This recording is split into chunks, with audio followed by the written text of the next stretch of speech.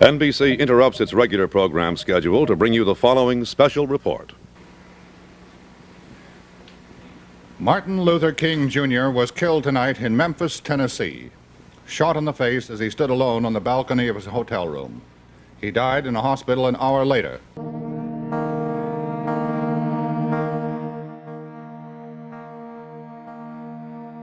Dr. King's death sent shockwaves around the world. But for many in America's black communities, tears gave way to rage. Rage that spilled into the streets of cities like D.C. and 99 other cities across the country. Rage that turned grief into riots. Rage that turned into looting, fires, and unrest that destroyed communities. It was a reckoning and judgment against the nation's decades of Jim Crow policies. In the 1960s, the United States was confronting social, economic, and political discrimination on all levels. In cities like Los Angeles, Chicago, Detroit, Newark, Philadelphia, Harlem in New York, there had been sustained unrest against, in particular, economic and housing and educational issues. So the dissatisfaction with the nation, which was growing over the centuries of African Americans being in the United States, was coming to a head in this period. Well, the assassination of figures in the 1960s was cataclysmic, and Martin Luther King, I think, was the last of them. You had a president of the United States assassinated. Not sure why the 60s were so violent, but what is most memorable about Martin Luther King is certainly not his assassination. What is most memorable is how he woke up the civil rights movement. And for me, that was memorable because I was a young civil rights worker at the time. I was in the Student Nonviolent Coordinating Committee. And we were most impatient to make sure that what was then wholesale segregation in the United States in employment and housing and voting got erased. Washington, D.C. burned for 4 days as the Army and National Guard stood watch. White-owned businesses were ruined, while the rooters spared black-owned businesses. In a social and political context, it is very clear that these spontaneous uprisings, in fact, were directed at businesses that had been less than fair to many individuals. It was spontaneous, and the rebellion couldn't be predicted, and it wasn't predicted. But what was predicted is the fact that people were very dissatisfied with the way they had been treated on many levels. And it was the businesses closest to them that unfortunately bore the brunt of their dissatisfaction. A lot of businesses got burned out, let's face it. Up and down 14th Street and Georgia Avenue, 7th Street, a lot of businesses got burned out, and that was unfortunate. So, I think they just got caught up because it seemed to me, from my perspective, it looked like that the businesses that were targeted were basically white-owned businesses, okay? And so, but there were some other businesses like black-owned businesses got caught up in it. Unfortunately, though, U Street didn't get hit hard. You know what I mean? I don't really remember anybody on U Street getting burned out. You know what I mean? So it was just one of those things, I suppose it says much about Martin Luther King's life that after he was assassinated, what happened in the immediate aftermath was something he would have detested. And that was, of course, the riots that took hold, not downtown, but in the midst of the community that had been serving our city. We're sitting in the rebuilt U Street. It had to be rebuilt because we tore it down. The African American young people tore it down, and U Street burned. But of course, U Street symbolized African American communities throughout the United States that burned and rioted during that period. Block after block of the capital city bore the scars of a war that was fought hard but changed little. But there were routines that made a difference and held the promise that things would get better. And one of those routines was the Teen-A-Rama Dance Party.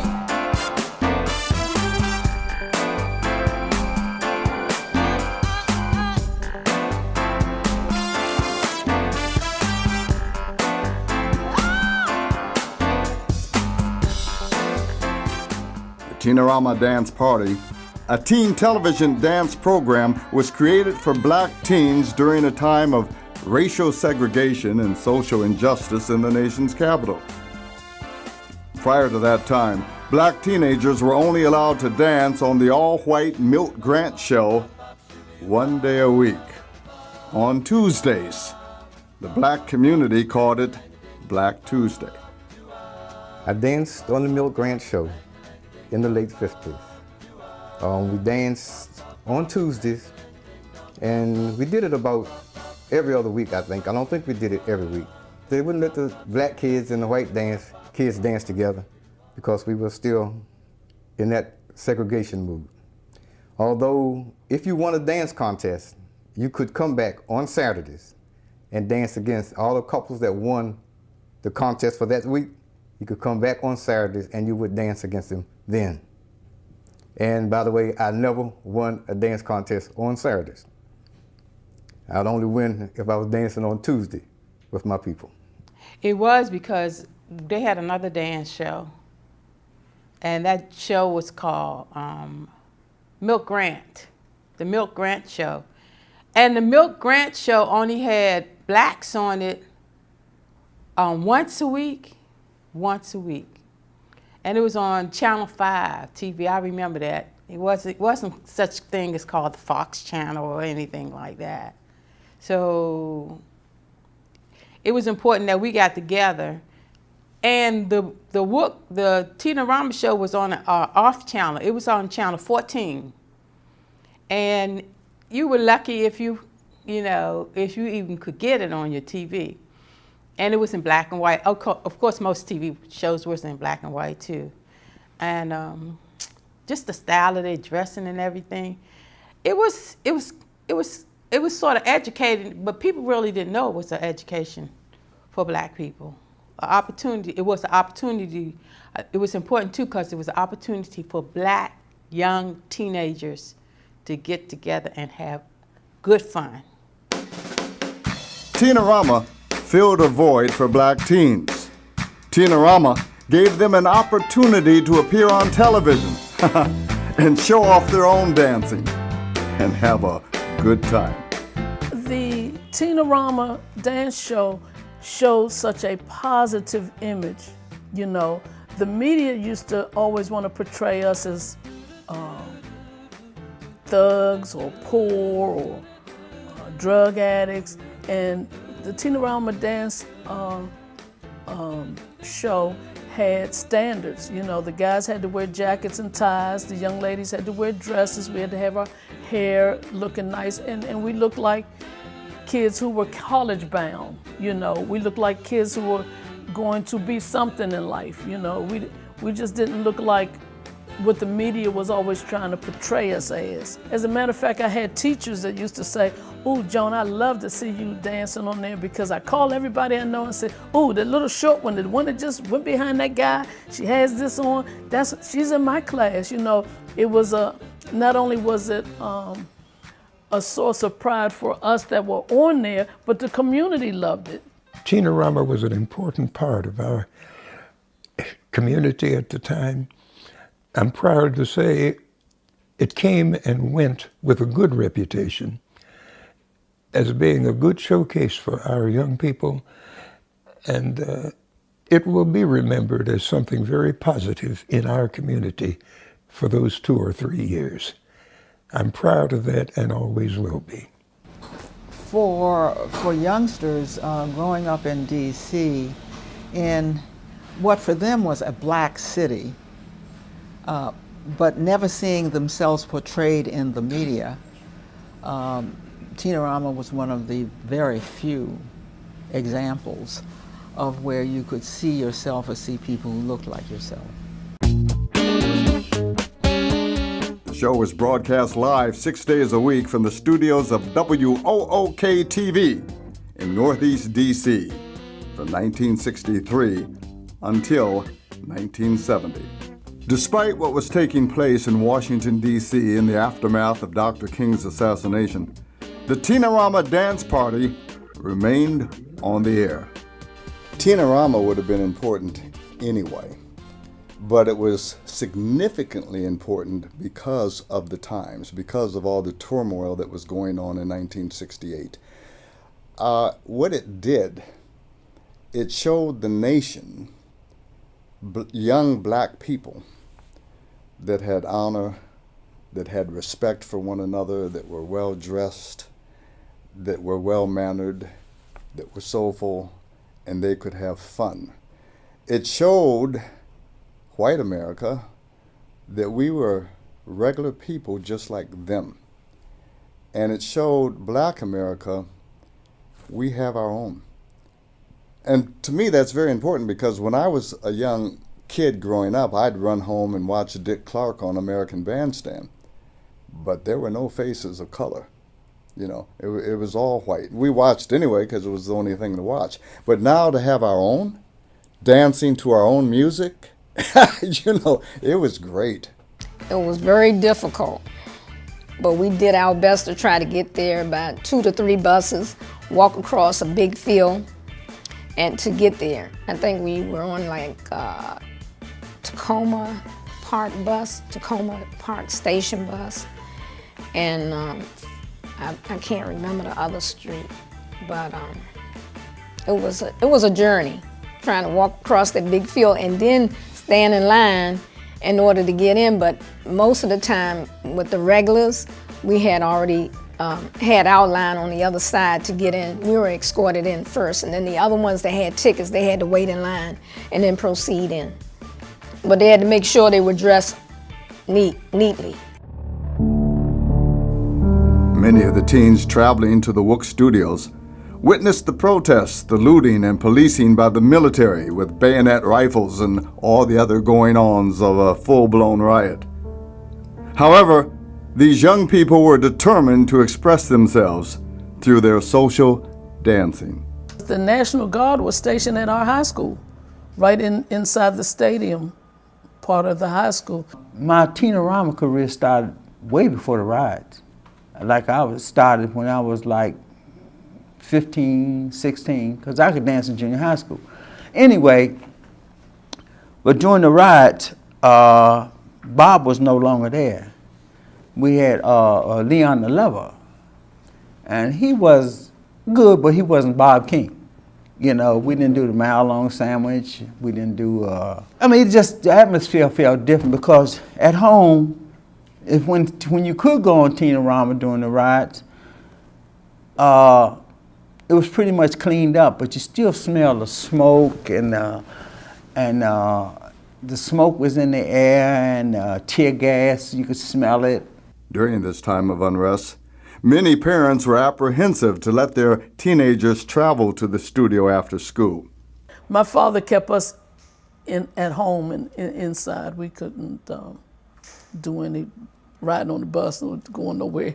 You know, it was pretty dangerous, because they had also a curfew for everybody, for the city. First of all, I was shocked.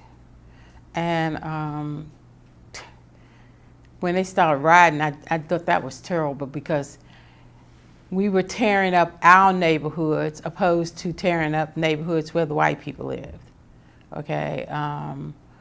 We were tearing up the stores that we had to go to get on a bus. You know, you couldn't get on a bus. It was just really, it was frightening for me. It was frightening for me. I went to Dunbar Senior High School, and that was my last year of Dunbar. And so I was allowed, I walked from Dunbar Senior High School to the government printing office to get with my father. And we walked from the government printing office all the way to Sea Pleasant, Maryland, which is like Eastern Avenue, I believe. That's what it is? Okay. And then we had to go there, and from there, we literally had to hitchhike home because the buses weren't running. Well, your parents all stressed out because you had National Guard rolling up and down the street. You're in the curfew. You couldn't go on Teen-A-Rama until the curfew was lifted because, you know, National Guard think you were going somewhere and loot because you was a kid. But my parents was all stressed out.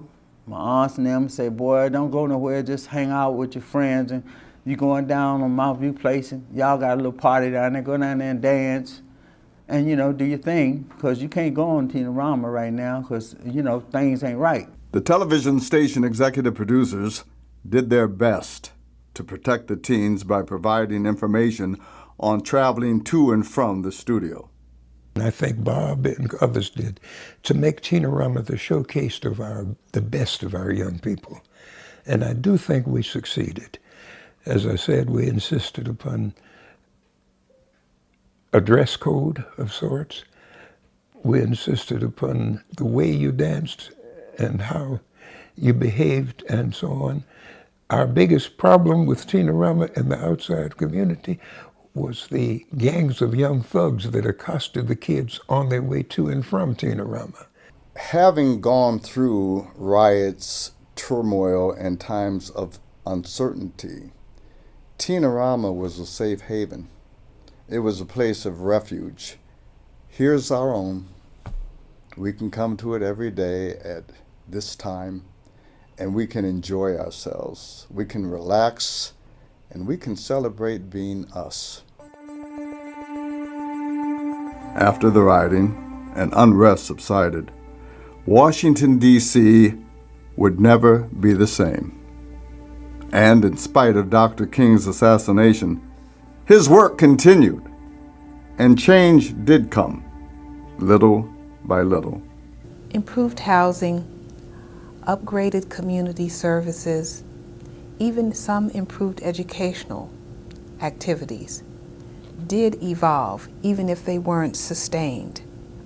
People's lives on many levels did improve because of this rioting, because of this social unrest.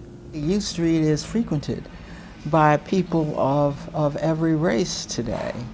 We still regard it as the heart of the African American community. But until integration became commonplace, the U Street was all we had, and yet it was U Street that burned. And when it burned, it lasted for a generation of its effect on African American business. It's a whole different ball game. You know, when you look at U Street now, like I say, up and down U Street used to be all black-owned businesses. You may have one or two others, but mostly black-owned. And so to see it now, with the gentrification that's going on and all the other cultures that are up here now, it's a big difference.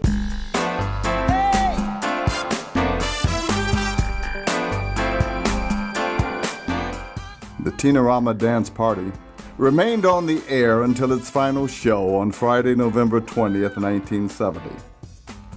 And although there were changes in the production, black teenagers in Washington, D.C. continued to find enjoyment dancing on the Teen-A-Rama Dance Party.